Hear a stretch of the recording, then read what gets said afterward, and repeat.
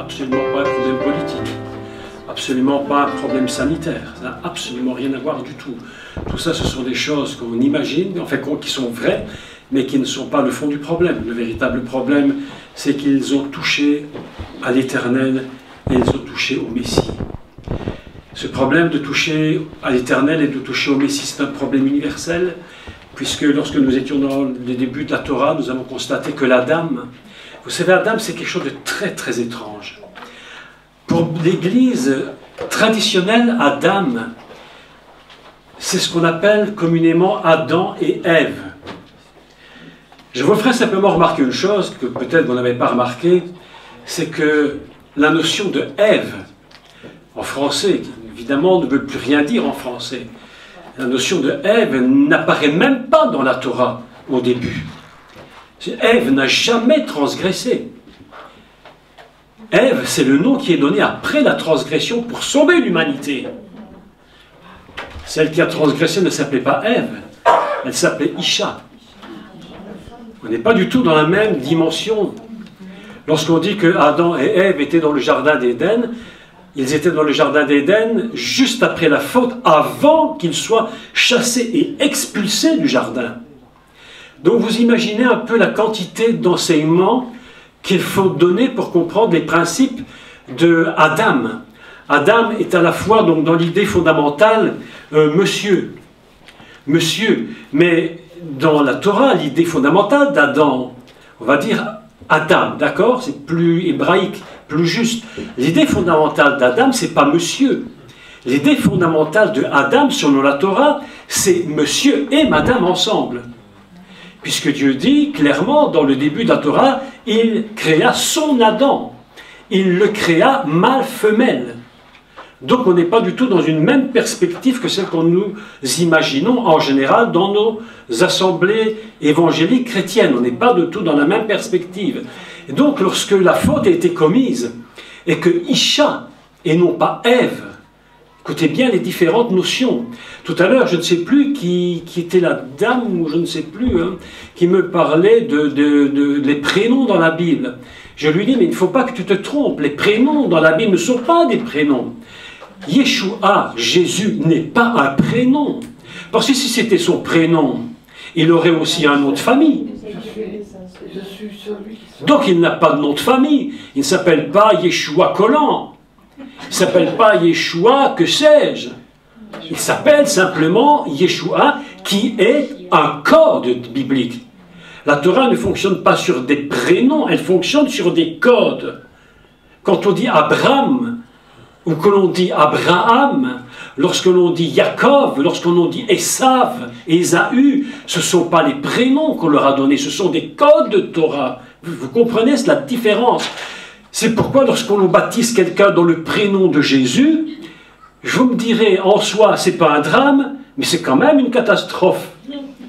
Parce qu'on ne baptise pas quelqu'un dans le prénom de Jésus, on baptise quelqu'un dans la nature du Messie. Lorsque vous avez été baptisé, ce n'était pas dans le prénom de Jésus, c'était dans la nature du Messie, ce qui est complètement différent.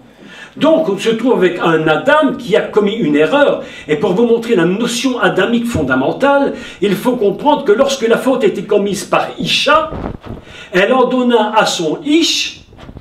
Vous imaginez l'histoire, alors qu'on imagine que c'est Ève qui en donne à Adam.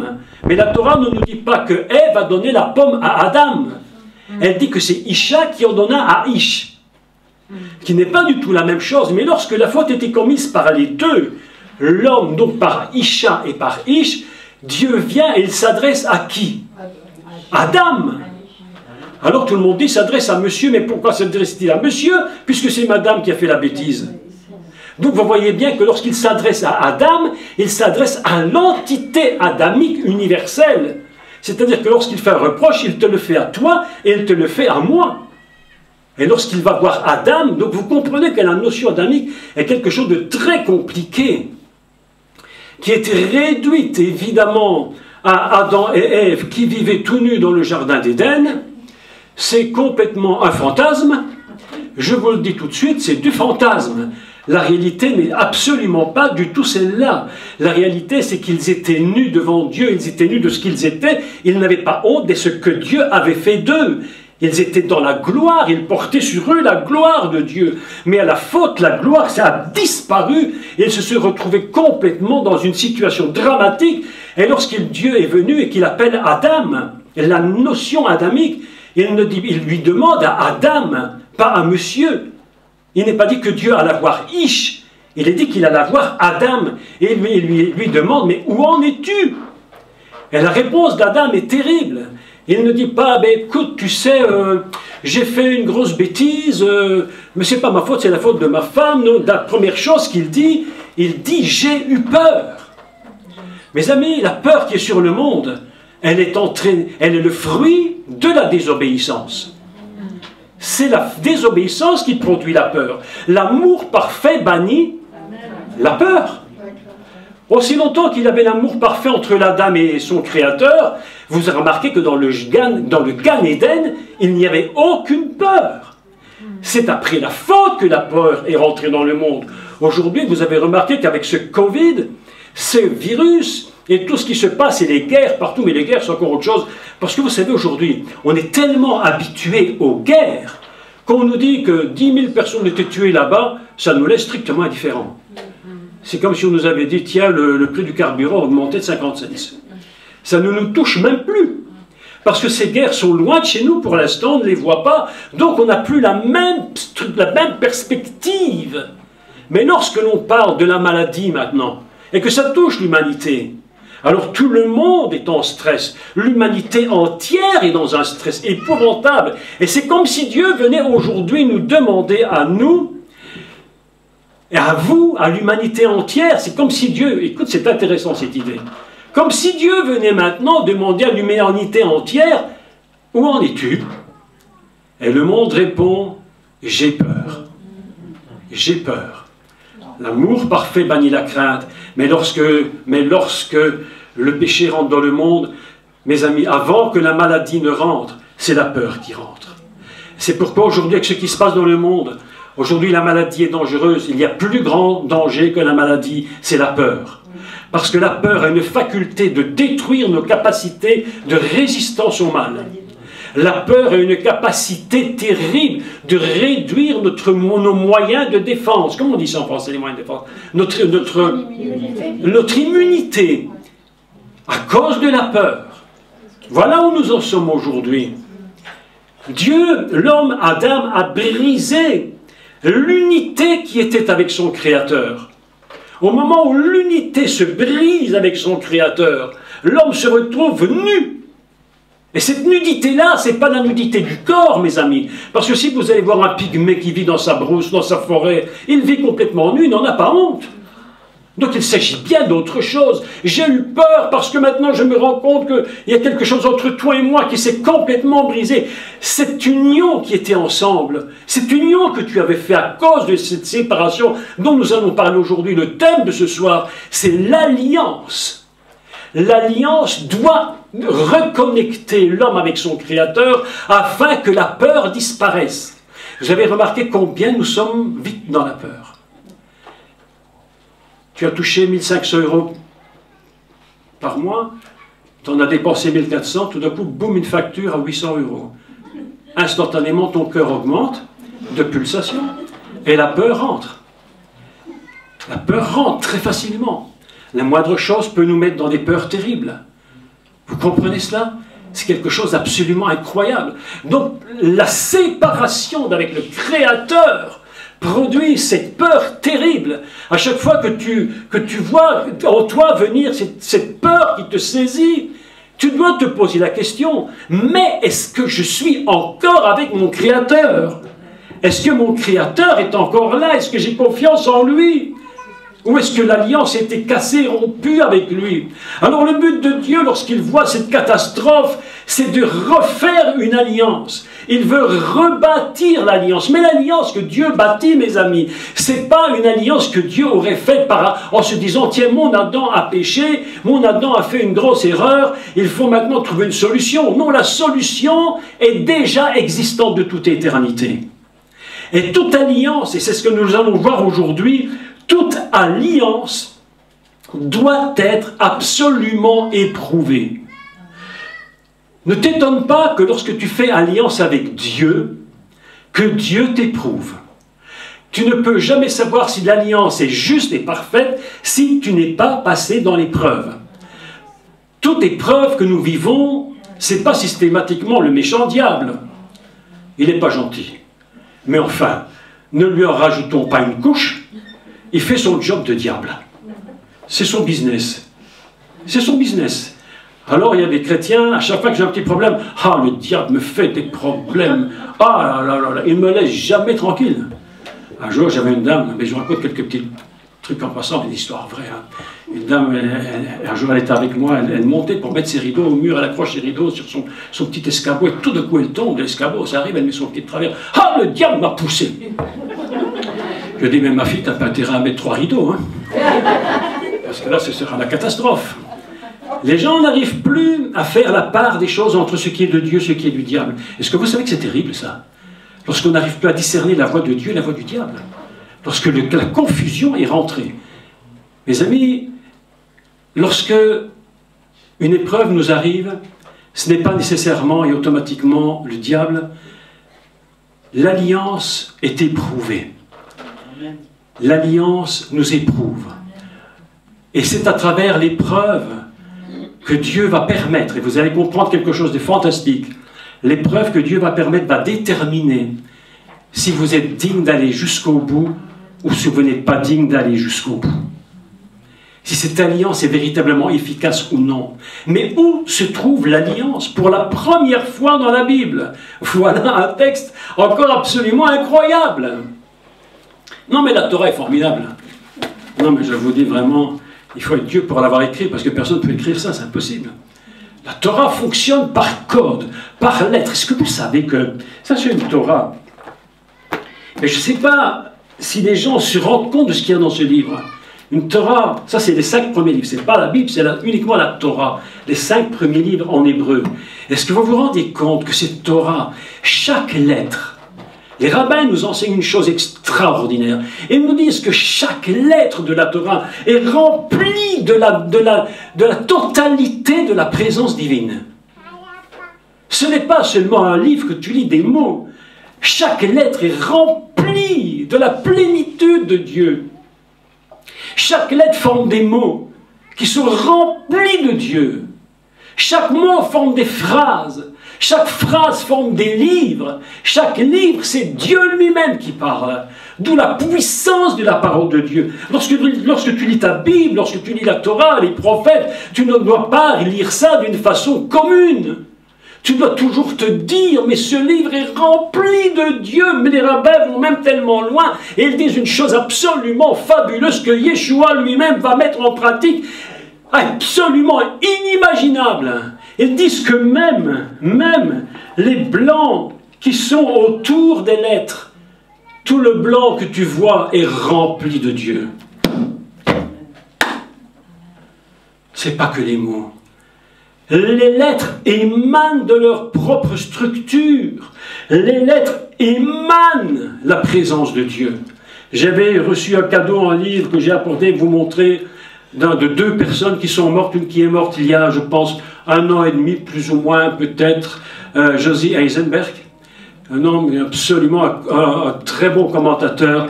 Et un autre, Adin Stenzatz, qui est mort il y a 3-4 jours, je pense. Et qui a écrit ce livre, L'alphabet sacré. Mes amis, on n'a pas le temps, mais franchement Thierry, ça vaudrait la peine d'expliquer chaque lettre. Chacune des lettres. Comment elle est remplie de la présence de Dieu. Mais tellement remplie que l'alliance que Dieu a faite, il avait prévu cette alliance de toute éternité, mais Dieu dit une phrase extraordinaire. Il dit, je suis Dieu et il faut me chercher. Je suis l'Éternel et vous allez me chercher. Pourquoi est-ce qu'il ne se révèle pas directement? Parce que Dieu veut que tu fasses un effort, que tu rentres avec volonté et détermination pour comprendre qui il est. Alors nous sommes ici en train d'essayer de rentrer dans le texte hébreu. Je vais vous montrer l'alliance. Et je vais vous parler ce soir de cette alliance et l'épreuve de l'alliance, quelque chose d'extraordinaire. Mais avant de vous expliquer en hébreu, parce qu'on est toujours dans le premier mot, on n'a toujours pas fait le deuxième. Il y a beaucoup de mots dans la Bible, hein? Donc on va faire un mot à la fois. Et je pense que dans 10 ans, on terminera notre séminaire. Mais entre chaque séminaire, on mangera 2 fois.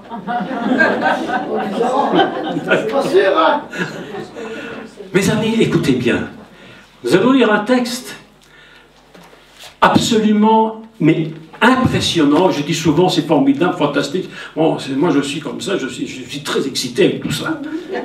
Parce que je me dis vraiment, le Seigneur, vraiment, ça dépasse l'imagination.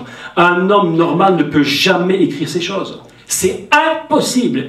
Nous allons prendre ensemble un texte, si vous avez votre Bible. Moi, j'ai toujours ma bonne vieille Bible en papier.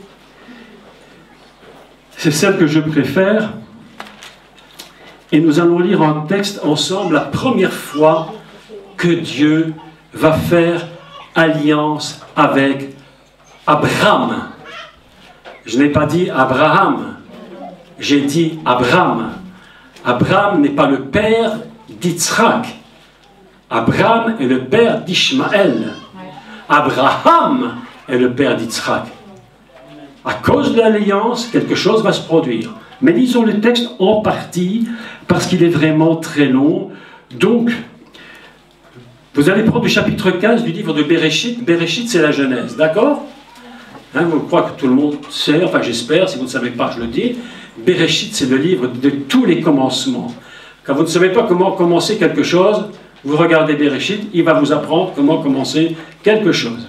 Donc nous lisons dans Bereshit, chapitre 15, Yud He, et à partir du verset 7, d'accord?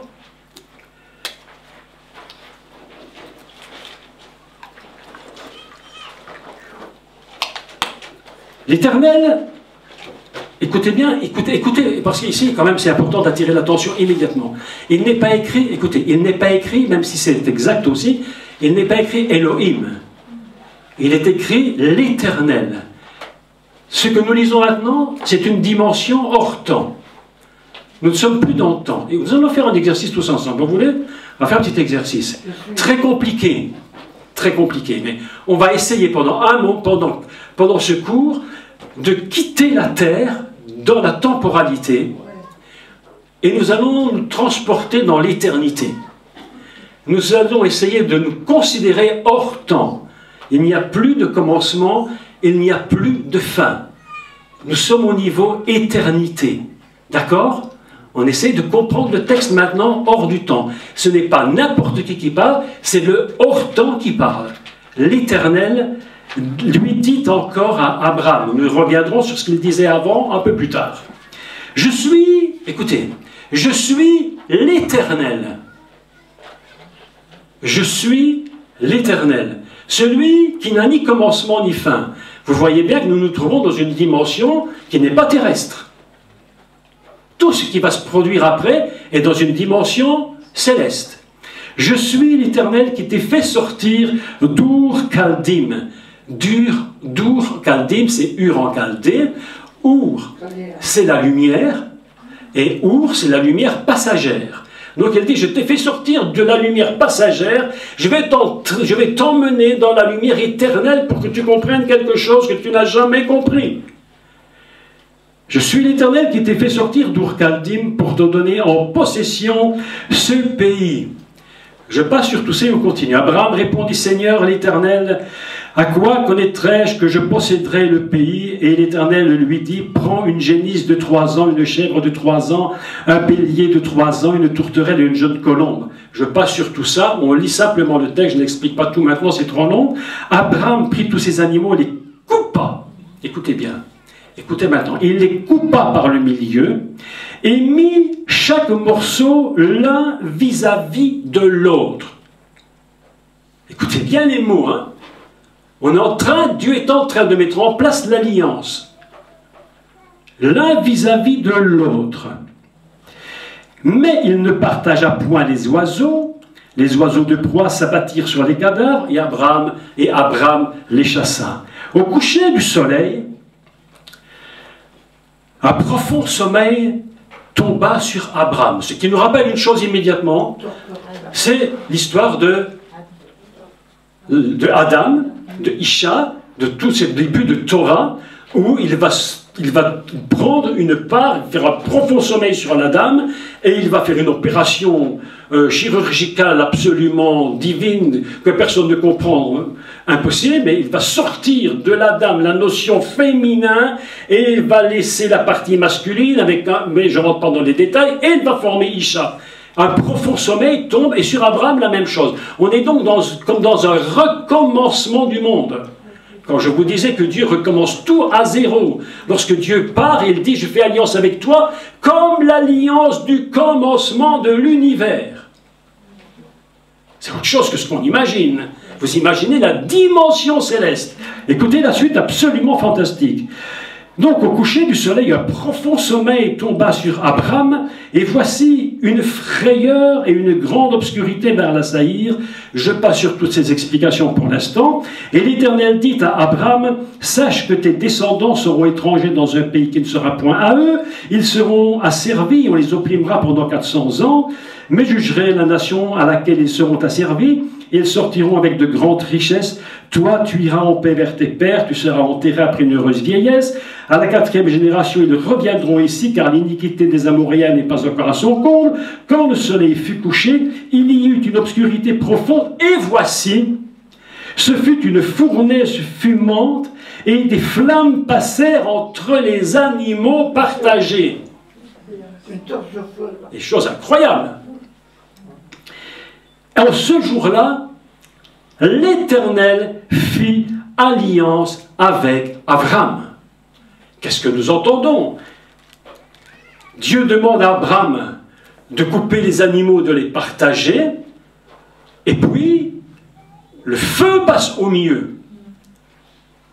La première fois que l'alliance est marquée par le feu. Alors on dit, tiens, voilà, Dieu a une bonne idée, tout d'un coup il vient d'avoir une idée, il vient d'inaugurer quelque chose. Il fait une alliance, et puis Dieu dit, ben voilà, on va faire une alliance, et on va voir. Mes amis, je vais vous montrer quelque chose maintenant dans le texte hébreu, toujours dans le Béréchit, et vous allez voir que le mot Béréchit contient l'alliance par le feu. Quelque chose d'absolument incroyable. Est-ce que vous êtes prêts à regarder ça? Oui, on y va.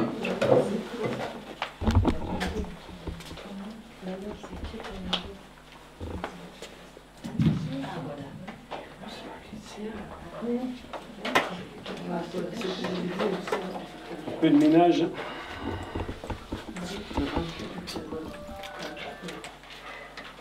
Ok.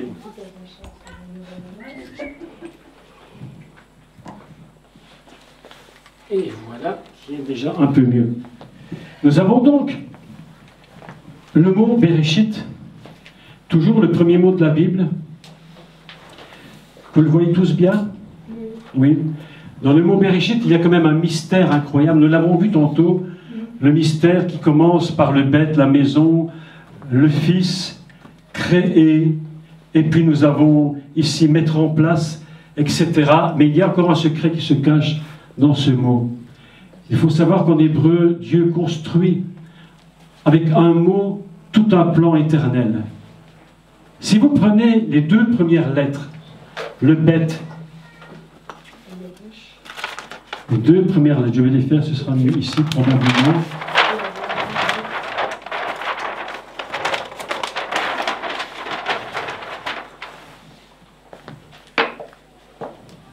Vous prenez les deux premières lettres du mot Béréchit.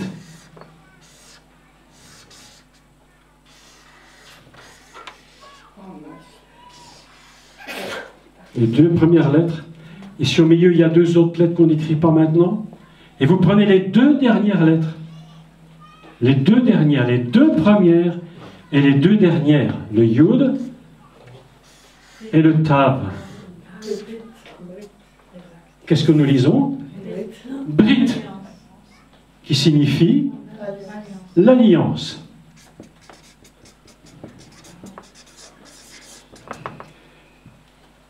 Et Et si nous prenons les deux lettres du milieu, celle qui se trouve entre la 2 et la 3, les deux de celle-ci, si nous la mettons ici, nous trouvons ceci.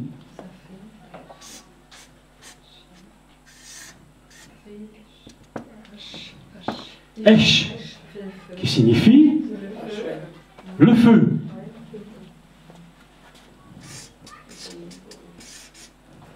Qu'est-ce que nous trouvons dans ce mot Bereshit? Nous trouvons qu'il contient l'alliance par le feu. Il n'y a aucune alliance qui soit valable si au cœur de l'alliance, il n'y a pas le feu qui passe. Et on se demande, mais pourquoi dans mon alliance y a-t-il le feu qui passe dans ma vie? Comment c'est si difficile parfois?